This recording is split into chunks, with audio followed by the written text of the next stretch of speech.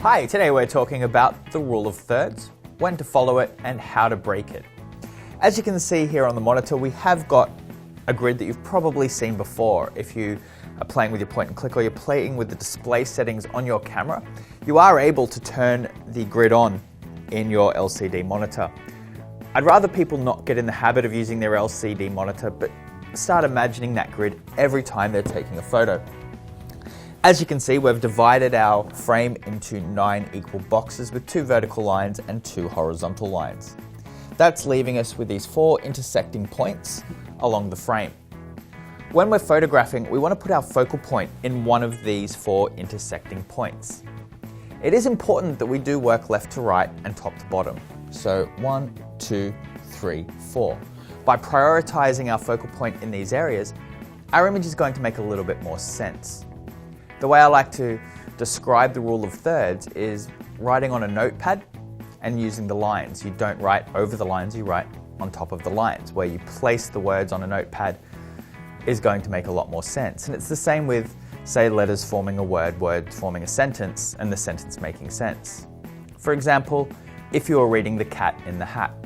The cat in the hat makes sense. Reading it backwards, hat the in cat the, not so much.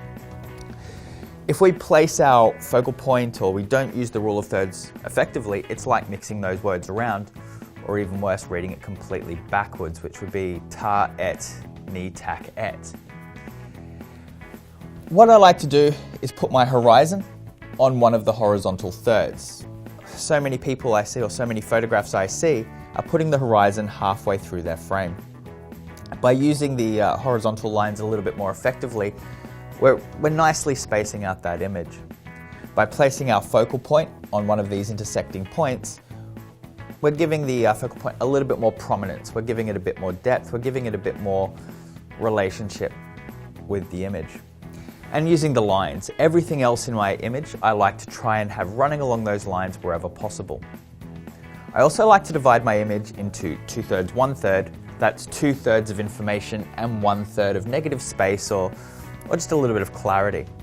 And of course, foreground, midground, and background, but that's a bit more for landscapes. It's not important to use absolutely every single point in the rule of thirds. However, the more you use, generally the more effective your photograph. Let's have a look at an example. So here's a photograph I took in Machu Picchu in Peru. And as you can see, I've pretty much used as many of those points as possible. We have the llamas and the foreground, we have the ruin and the midground, and we have the mountain and the sky in the background. I've got 2/3 of positive space with everything going on and 1/3 of negative space with the sky. You'll notice that my 2/3 line, my top horizontal line, is also cutting off accordingly, with the mountain coming down 1 vertical third and the ruin coming down another vertical third. The ruin was my focal point, so I used the second of those 1, 2, 3, 4 focal points, or those intersections, to take this photograph.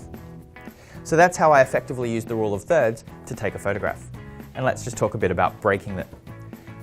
This is a very controversial point with a lot of photographers. Many photographers can't stand the idea of the rule of thirds being broken. However, like most rules, it's made to be broken some of the time. But understand why you're breaking it. If you decide, I just want to put something in the center, or I just want to move a little bit, it's going to look sloppy, it's going to look like a bad photograph. It's not going to make sense. However, if you break it dramatically, if you break it with passion and there's a definite point to how you break the rule of thirds, then it's going to work really, really, really well. For example, let's look at this next image. So here we've got a photograph of the Magic Kingdom at Disney World over the holidays. I love Disney World over the holidays. They make everything bright and colourful, and everything's really beautifully lit, including Cinderella's castle. Here, I used my horizon in the center of the image. This was a definitive choice because I really wanted to focus on that reflection.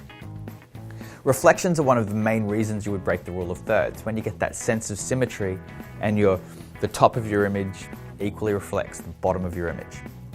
The other way I would break the rule of thirds is what I call the rule of tenths, and that is where you have, say, an extremely dramatic sky and just 10% of the image being the ground, or you have, conversely, a really amazing landscape with just a little bit of negative space at the top. So that's how we'd go about breaking the rule of thirds, but more importantly, that's how we would go about following it.